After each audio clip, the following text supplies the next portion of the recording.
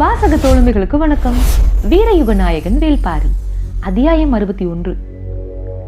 யவனத்தின் சாகச தளபதி ஹிப்பாலஸ் வஞ்சி மாநகரத்தில் வந்து இறங்கினான். வைப்பூர் துறைமுகம் பற்றி எரிந்து பல மாதங்களாக போகின்றன. நீண்ட நாட்களாக வைப்பூர் கோட்டையிலேயே இருந்தவன் பிறகு ஓரிரு இடங்களுக்கு பயணம் போய் இப்போது வஞ்சியை வந்து அடைந்துள்ளான். அவனோடு எபிரஸ், திரேஷியன், கால்ஃபா, பிலிப் ஆகியோர் வந்துள்ளனர். பெருவணிகன் வெஸ்பானியன் தலைமையில் யவனத்தில் இருந்து 6 நாவாய்களில் பாண்டிய இளவரசனின் மணவிழாவுக்கு புறப்பட்டனர் யவனர்கள். மீனாள் என்று யவனத்தில் எழுதப்பட்ட யானை வடிவம் தாங்கிய நாற்சதுர நாணயத்தோடும் எண்ணற்ற பரிசு பொருட்களோடும் பாண்டிய நாட்டில் வந்து இறங்கினர். இந்த பெரும் சிறப்பு தமிழ்நிலத்தில் எந்த மன்னனுக்கும் தரப்பட்டது இல்லை. அதற்கு காரணம் யவன வணிகத்தில் முதலிடத்தை பிடித்துள்ள பாண்டிய நாட்டு முத்துக்கள். அதன் பொருட்டே யவன பெருவணிகன் வெஸ்பானியனும் அரச பிரதிநிதிகளும் துறைமுக பொறுப்பாளர்களும் வருகை புரிந்தனர். இவர்கள் வருகை புரிந்த 6 நாவாய்களும் வைகை ஆற்றில் சாம்பலாக கரைந்தன. வெஸ்பானியன் நெருப்பிலே மாண்டான். வேதனைகளையும் இழப்புகளையும் தாங்க முடியவில்லை. கடக்க முடியாத துயரங்களை கடக்க வழியின்றி நாட்கணக்கில் குடித்தான் ஹிப்பாலஸ். கம்பீரமிக்க தனது நாவாய் எரிந்தபடியே மூழ்கிய காட்சி அவன் கண்களை விட்டு எளிதில் அகல மறுத்தது. எல்லோரையும் போல இது விபத்து என்றுதான் அவனும் முதலில் நினைத்தான். ஆனால் பிறகுதான் செய்தி தெரிய வந்தது, பரம்பு வீரர்கள் பற்ற வைத்த நெருப்பு என்று. ஆனாலும் காரணம் எளிதில் புரிந்து கொள்ள முடியாததாக இருந்தது. சேர அரசுகளான குட்டநாட்டுக்கும் குடநாட்டுக்கும் பரம்போடு பன்னெடும் கால பகை இருக்கிறது. பாண்டியனோடு எந்த பகையும் பரம்புக்கு இல்லையே. பிறகு ஏன் பரம்பு வீரர்கள் இந்த கொடும் செயலை செய்ய வேண்டும் என்பது விளங்கிக் கொள்ள முடியாததாக இருந்தது. காரணம் அறியாமல் வைப்பூர் கோட்டையை விட்டு வெளியேறுவது இல்லை என்ற முடிவோடு இருந்தான். செய்திகள் எல்லா முனைகளில் இருந்தும் ஹிப்பாலஸுக்கு வந்து கொண்டிருந்தன. கடலோடிகள், பெருவணிகர்கள், கடற்கரை பணியாளர்கள், வைப்பூர் மக்கள், பாண்டிய அரண்மனை பணியாளர்கள், போர் வீரர்கள் என எல்லோரும் ஆளுக்கோர் உண்மையை ஹிப்பாலஸுக்கு சொன்னார்கள். எல்லாவற்றையும் தொகுத்தபடியே இருந்த அவன் கடைசியாக கேள்விப்பட்டது தேவாங்கு பற்றிய செய்தியை. அந்த கணத்தில் இருந்து அவனுக்கு வியப்பு தாங்க முடியவில்லை. திசை உணர்த்தும் ஒரு விலங்கா? காலம் முழுவதும் கடலிலேயே பயணப்படும் ஒருவனுக்கு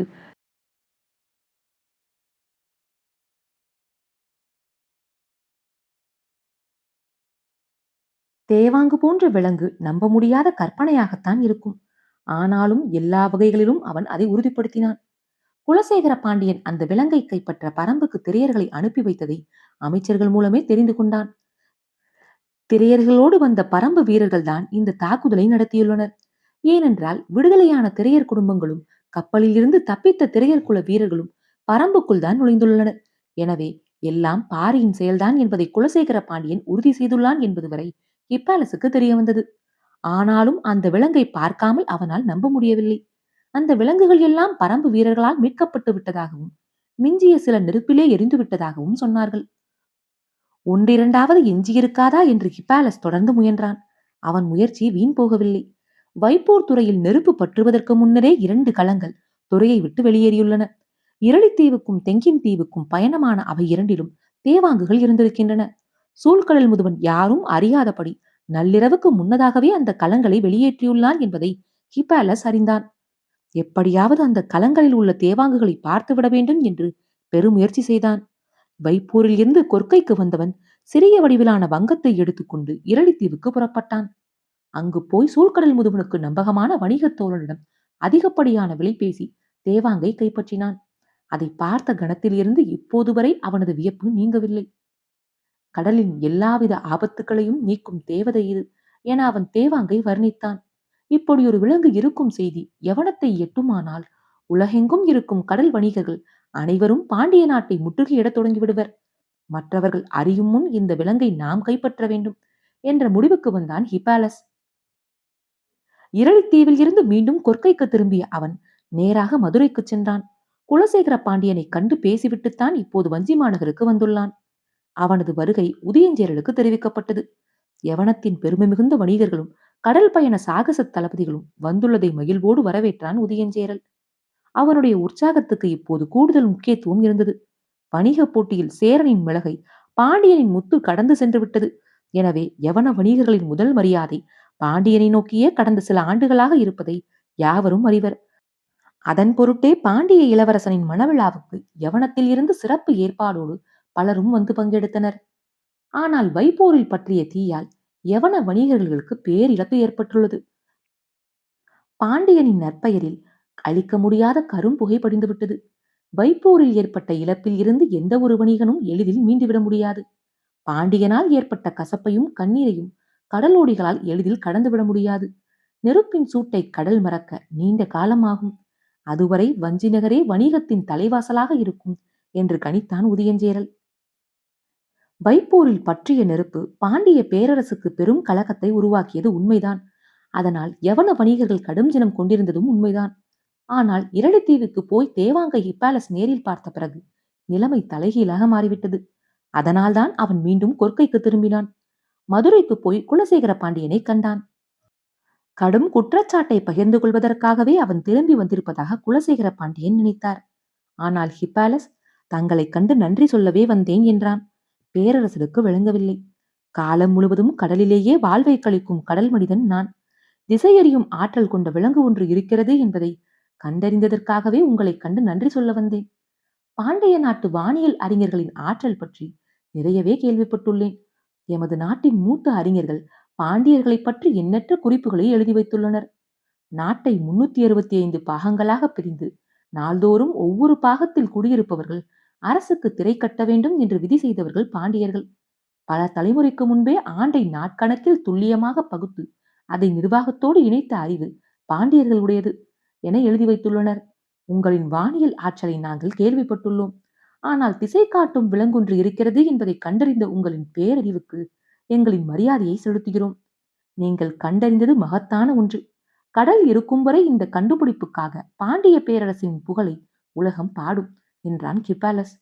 அவமான உணர்வால் துவண்டு போயிருந்த குலசேகர பாண்டியனுக்கு மீண்டும் புத்துணர்வு ஊட்டுவதாக இருந்தது ஹிப்பாலஸின் பேச்சு. பரம்பின் மீதான பழிவாங்கும் உணர்வு கொழுந்து விட்டு எரிந்து கொண்டிருந்த நேரத்தில் அதற்கு இன்னொரு பரிணாமத்தை அவன் வழங்கினான். நீண்ட நெடுங்காலமாக தமிழ் நிலத்துக்கும் யவனத்துக்கும் இடையில் கடல் வணிகம் நடந்து வருகிறது. நுரைத்தள்ளும் கரைவழி பயணமாக இரு நிலத்து கடலோடிகளும் பல தலைமுறைகளை கழித்து விட்டனர். இரு நாகரிகங்களும் எண்ணற்றவற்றை பரிமாறிக்கொண்டிருக்கின்றன. ஆனால் இந்த இரு நிலப்பரப்புகளில் இருப்பவர்களும் கண்டு பெரிதும் வியக்கும் கண்டுபிடிப்பாக தேவாங்கு இருக்கிறது. சாகச தளபதி என்று உலகெங்கும் பெயர் பெற்ற ஹிப்பாலஸ் தனது மிகப்பெரிய நாவாய் எறிந்த துயரை கடந்து கண்டறியப்பட்ட தேவாங்குக்காக தன்னை வணங்கி நிற்கிறான் என்றால் அது எளிதான ஒன்றல்ல.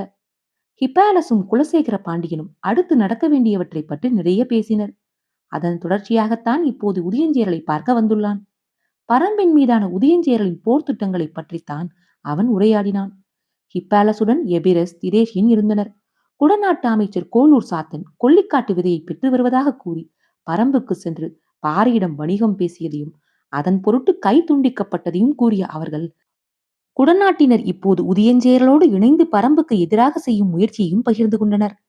யவனர்கள் இங்கு நிகழும் எல்லாவற்றையும் அறிந்து வைத்துள்ளது உதயஞ்சேரலுக்கு வியப்பளிக்கும் ஒன்றாக இல்லை. பல தலைமுறைகளாக செழித்து ஓங்கி இருக்கும் வணிகம் அரசியலுக்குள் ஆழமான வேர்களை செலுத்தியிருக்கும் என்பதை அவன் அறிவான்.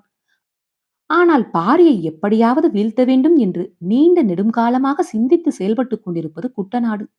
உதயஞ்சேரலின் தந்தையான செம்மாஞ்சேரலை கொன்று அளித்தவன் பாரி. அதற்கு பல காலத்துக்கு முன்பே பகை தொடங்கிவிட்டது. உதயஞ்சேரல் பட்டமேற்ற பிறகு பல்வேறு முயற்சிகளை தொடர்ந்து மேற்கொண்டு வருகிறான்.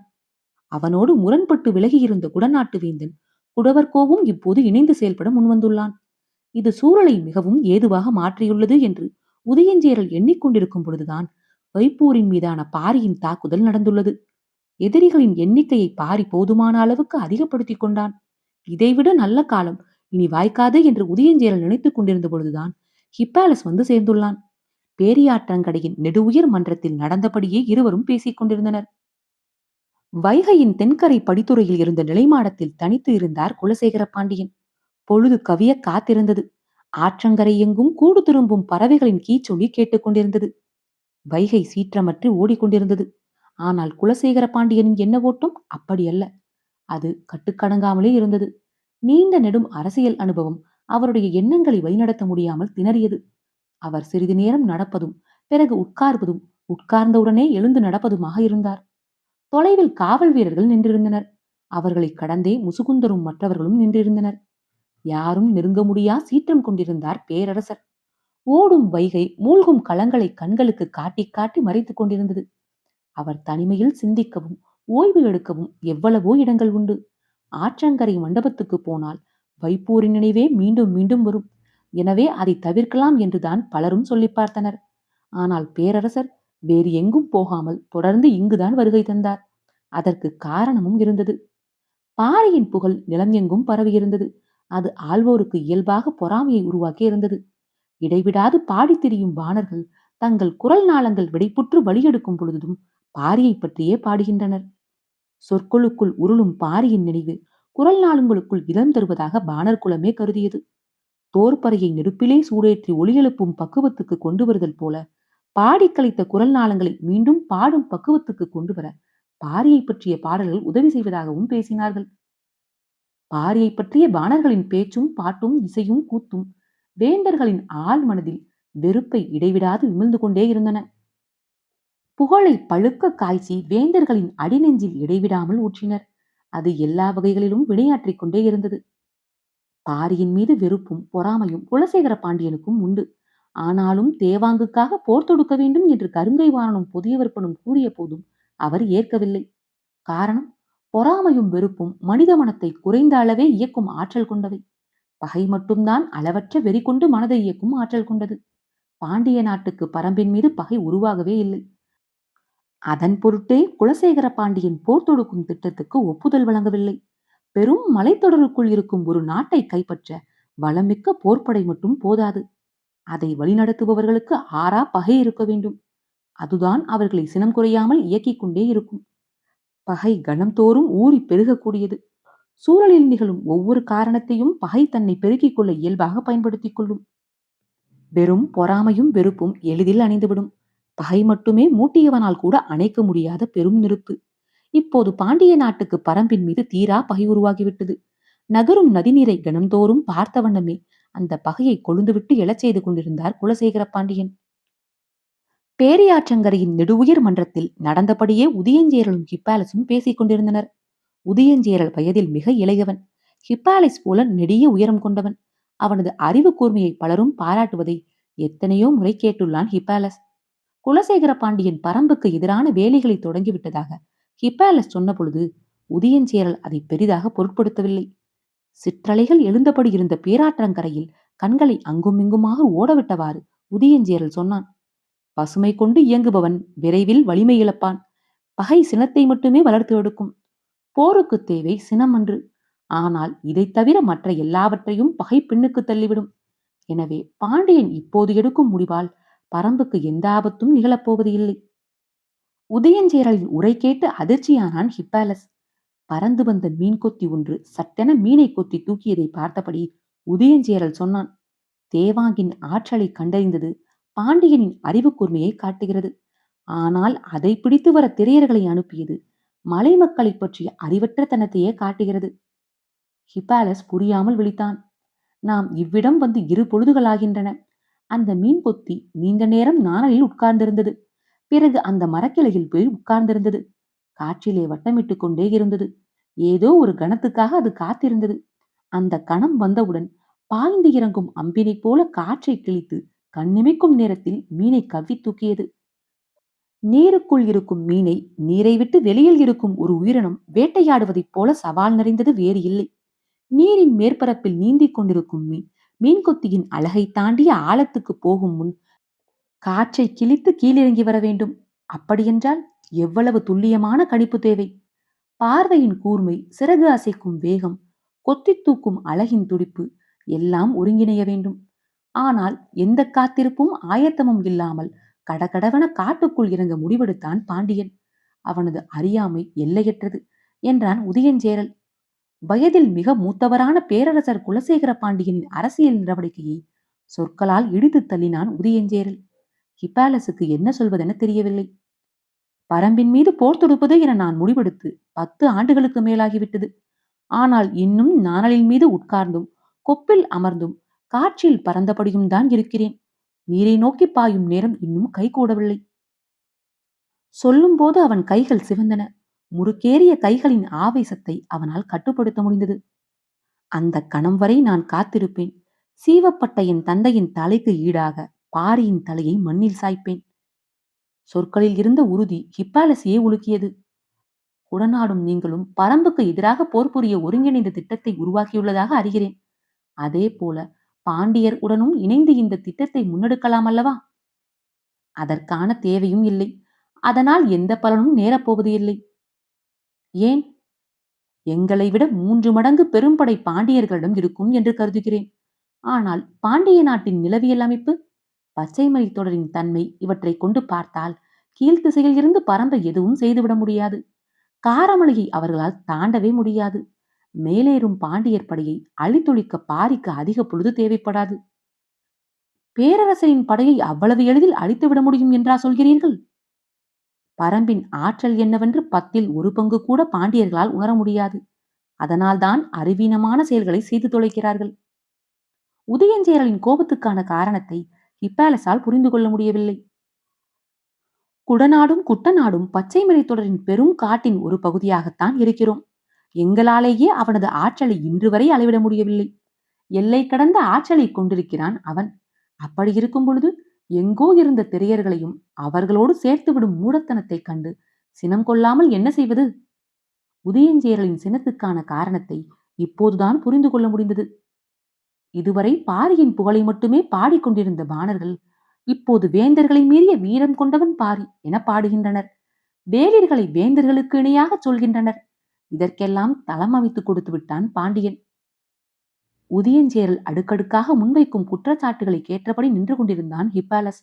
அடுத்து என்ன சொல்வது என அவனுக்கு தெரியவில்லை. பேரியாற்றை பார்த்து கொண்டே பேசிய உதயஞ்சேரலின் முகத்தில் சற்றே மாறுபட்ட தன்மை வெளிப்பட்டது. இழுத்து மூச்சு வாங்கிவிட்டபடி சொன்னான்.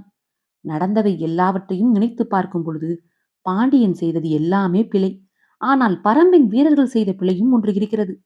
அதைத்தான் முக்கியமாக கவனிக்க வேண்டியுள்ளது. இவ்வளவு நேரம் நிகழ்ந்த உரையாடலில் மிக முக்கியமான ஒன்றை பற்றி இப்போது உதயஞ்சேரல் பேசுவதாக ஹிப்பாலஸுக்கு தோன்றியது. சற்றே ஆர்வத்தோடு கேட்டான். என்ன அது? இளமாறனை வெட்டி வீசியது. ஹிப்பாலஸ் வியப்பு நீங்காமல் பார்த்தான். மயூர்கிழாரின் மகன் இளமாறனின் தலையை வெட்டி வீழ்த்தியதன் மூலம் வெங்கல் நாட்டின் பகையை தேடிக் கொண்டார் பாரி. எந்த காரணம் கொண்டும் பரம்புக்கு தீங்கு செய்ய மாட்டோம் என்று உறுதி பூண்ட குலம் அது. ஆனால் இன்று வெங்கல் நாட்டு தலைவர் மயூர்கிழார் தன் மகனின் சாவுக்கு பழி தீர்க்க சூளுரைத்துள்ளார். வெங்கல் நாட்டின் பல ஊர்கள் பச்சைமலை தொடரில் உள்ளடங்கியுள்ளன. பரம்பின் ஊர்கள் பலவற்றோடு அந்த மக்களுக்கு நல்ல உறவு உள்ளது. இது எங்களுக்கு கூட கிடைக்காத அரிய வாய்ப்பு. ஹிப்பாலஸின் கண்கள் அசைவற்று அவனையே பார்த்து கொண்டிருந்தன. உதயஞ்சேரல் இறுதியாக சொன்னான். குலசேகர பாண்டியன் சரியாக திட்டமிடுபவனாக இருந்தால் பாரியின் முடிவை தீர்மானிப்பவனாக மயூர்கிழாரை மாற்ற முடியும். அத்தியாயம் 61 நிறைவுற்றது. காற்றோடும் உங்கள் காதுகளோடும் நான் எவிமயிலா.